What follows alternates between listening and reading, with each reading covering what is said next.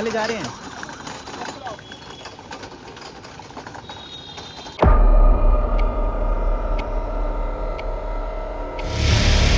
तो कौन है भाई साहब, ये दलाल लोग कौन है? मेरा नाम अनिल शारदा है, मैं सीनियर जर्नलिस्ट हूँ दिल्ली में। अभी इलेक्शन कवर करते हुए घूम रहे हैं। आपके छपरा में हम लोगों से बात की है तो पता चला कि भाई बड़ी दलाल एक्टिव है आपके हॉस्पिटल में। स्टाफ का है यहाँ पे, कल जो वो लेके खड़े होते हैं तो उनकी कार्रवाई कोई करने वाला नहीं है यहाँ पे। यहाँ आगे इमरजेंसी उसी में फिलहाल एक्सरे के लिया है, तो एक्सरे का जो मशीन है वो ख़राब है।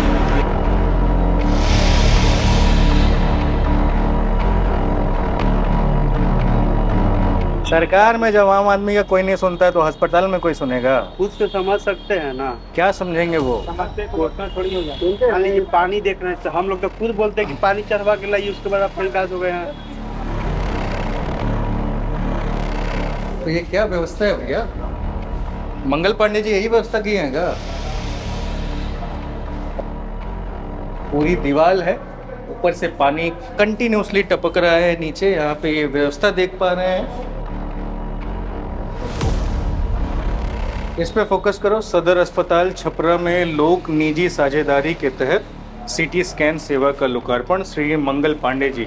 ये वही फेमस हेल्थ मिनिस्टर हैं बिहार के, जिनसे बिहार का हेल्थ सिस्टम जो है वो सुधरता नहीं है। यही वो मंगल पांडे हैं। पहली बार जीवन में चुनाव लड़ रहे हैं सिवान में।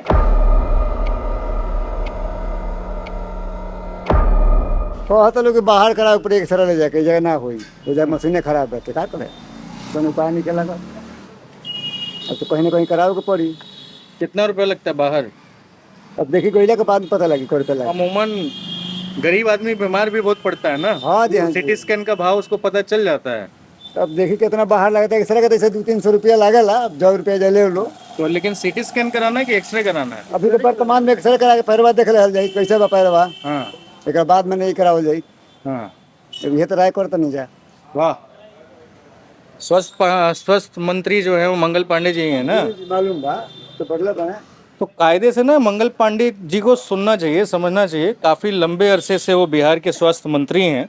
न सिर्फ ये छपरा का हाल है, आप बिहार के किसी भी अस्पताल में चले जाइए, जबकि ये सदर है।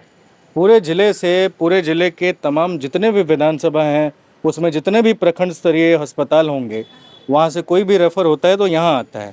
यहाँ आने के बाद सुनने में ये आ रहा है कि यहाँ के जो डॉक्टर्स वगैरह हैं वो मरीजों को इमरजेंसी के नाम पे कहीं और शिफ्ट कर देते हैं, प्राइवेट में रेफ़र कर देते हैं। और इसके लिए अस्पताल में जब हम आए, कुछ लोगों से बातचीत किया ऑफ कैमरा, तो लोगों ने बताया, लेकिन ऑन कैमरा बोलने के लिए तैयार नहीं है। वो तो संयोग से ठाकुर साहब हमको मिल गए, और ठाकुर साहब जब मैं अस्पताल के एंट्री गेट में अंदर आ रहा था तब भी मैंने देखा कि ठाकुर साहब वो इमरजेंसी वार्ड से बाहर आ रहे थे अपने, होता है बच्चे को लेकर के। और यहाँ पे इन लोगों ने क्या कराना था भैया? ये सिटी स्कैन करना था जी नहीं, एक्सरे कराना था, एक्सरे करवाना था। एक्सरे नहीं हो पाया, वो कह रहे हैं मशीन ख़राब है, अब आप यहाँ से जाइए। ये जहाँ एक्सरे होता है ये वही बिल्डिंग है जहाँ पे 3 महीने पहले ये जो स्लैब है ये गिर गई थी, और ऐसे भी छू दोगे तो आप गिर ही रहे सारी चीज़ें। उसके बाद आप अंदर आओगे इस बिल्डिंग में तो ये पूरा इस बिल्डिंग का स्ट्रक्चर जो है वो ऊपर से पानी गिर रहा है उसमें, और पता नहीं कब इसको देखा जाएगा, क्या होगा ये तो नहीं पता।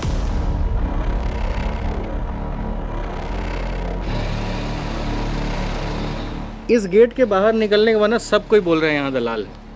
रहता है तो कहा तो कहबे करेगा लोग। रहता है ना? हाँ, जो चीज़ जो फैक्ट है वो कहबे करेगा लोग। क्या स्थिति है यहाँ के हेल्थ सिस्टम का, बताइए तो जरा। दिख ही रहा है आपके सामने, प्रमाण है आपका, इससे ज़्यादा क्या कहा जा सकता है? बोलिए। सरकार क्यों नहीं ध्यान दे रही है? सरकार सब जगह का वही परिस्थिति है, एक जगह की बात नहीं है। ये पूरा छपरा का बात नहीं है, पूरा बिहार ऑल ओवर इंडिया का सब प्रॉब्लम ये है। तो ये चचा कब तक आप पकड़ के रखिएगा? बताओ, कोई है यहाँ पे आदमी? शिवम, किसी को बुलाओ अंदर से, यहाँ से बाहर निकालिए जरा।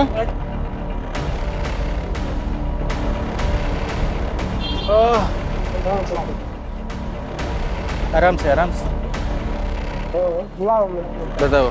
यहाँ दिखाई, ये भी टूटा हुआ। अरे बच्चे को पहले तकलीफ हो रहा है, इसको भिजवाया जाना, बाद में रिपोर्टिंग होती रहेगी, है ना?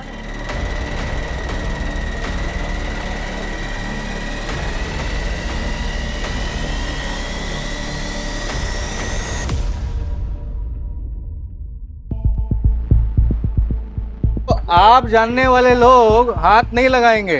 हम छपरा में हैं, अस्पताल में हैं, ये बुद्धिजीवी लोग यहाँ पे हैं जिनको पता है कि अस्पताल की क्या व्यवस्था है। हमें बता रहे हैं कि आप घूमते रहिए, हम अंदर जाके घूम के आए, ठीक है, लेकिन कोई दिखाना नहीं चाहता है कि चल के एक बार बता दे। सब कह रहे हैं कि यहीं से एंट्री करिएगा आप, तो 5-10 दलाल खड़े रहते हैं, उनका डॉक्टरों के साथ सेटिंग है, डॉक्टरों का प्राइवेट अस्पतालों के साथ सेटिंग है। कुछ भी थोड़ा सा हैवी बीमारी हुआ तो काहे का यहाँ का इमरजेंसी, सीधे प्राइवेट में भेज दो। जाएंगे सारे लोग वहाँ पे प्राइवेट में और वहाँ पे जाके इलाज करवाएंगे। और ये जो यहाँ घूम रहे होते हैं, कुछ लोग हमारे कैमरे पे आते आते रह गए, दलालों से ही जाके हम पूछ रहे थे कि भाई बताइए दलाल जी कहाँ मिलेंगे, काइंड ऑफ ब्रोकर्स।